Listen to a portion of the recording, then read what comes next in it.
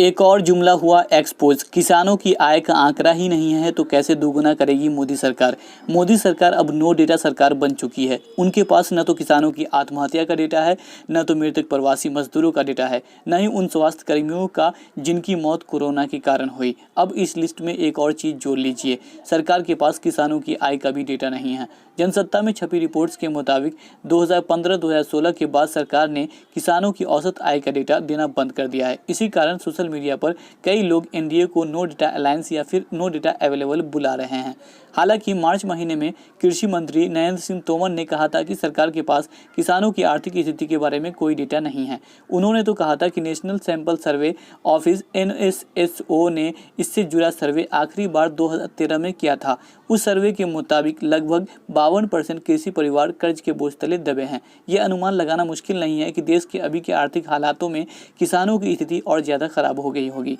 किसानों की इस स्थिति का थोड़ा बहुत जिम्मेदार मीडिया भी है। जब देश भर में किसान अपनी बात रखने सड़कों पर निकलते हैं तो उनकी आवाज़ नहीं सुनी जाती। मीडिया चैनलों पर उनकी तकलीफ दिखाने के बजाय रिपोर्टर एक्टरों की गाड़ियों के पीछे भागते हैं। जिस देश में करीब 60% परिवार खेती बाड़ी करते हैं, वहाँ किसानों के मुद्दे को मीडिया द्वारा फुटेज नहीं दी जाती। उस देश की सरकार के पास न तो किसानों की आत्महत्या का डेटा होता है और न ही उनकी आमदनी का। किसान बिल को लेकर मोदी सरकार को भड़के सिद्धू बोले, जिन्हें किसान गले का हार समझे थे वे नाग निकले। इस वक्त देश में कृषि बिल का विरोध जमकर गूंज रहा है। संसद से लेकर सड़क तक मोदी सरकार द्वारा लाए गए इस खतरनाक कृषि बिल के खिलाफ विपक्ष और विपक्ष किसान विरोध जाहिर कर रहे हैं। खास तौर पर पंजाब और हरियाणा में किसानों ने मोदी सरकार की तानाशाही और गलत नीतियों को अब न बर्दाश्त करने का फैसला ले लिया है। इस कड़ी में विपक्षी दलों द्वारा 25 तारीख को किसान विरोधी कृषि बिल के खिलाफ भारत बंद का आह्वान भी किया गया था, जिसमें देश के कई राज्य के किसान हिस्सा लिए थे।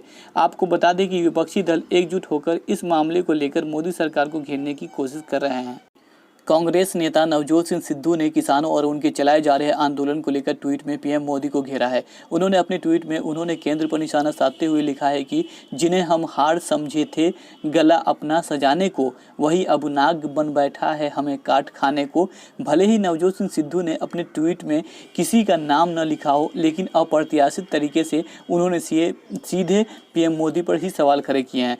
इसके साथ ही एक अन्य ट्वीट में नवजोत सिंह सिद्धू ने लिखा है कि काले बिल पास, पूंजीपतियों की कमाई का रास्ता साफ, किसान की राह में कांटे, पूंजीपतियों की राह में फूल, भारी पड़ेगी भूल। आपको बता दें कि राज्यसभा में इस कृषि बिल को लेकर सत्ता पक्ष और विपक्ष के बीच जमकर हंगामा हुआ था। इसके बावजूद सदन में बिना वोटिंग के कृषि से संबंधित 2 बिलों को मंजूरी दे दी गई। इस बिल के बाद किसान कॉरपोरेट घराने के आगे मजबूर हो जाएंगे। दरअसल ये कृषि बिल सीधे तौर पर पीएम मोदी के करीबी पूंजीपतियों को फायदा पहुंचाने के लिए पास किया गया है।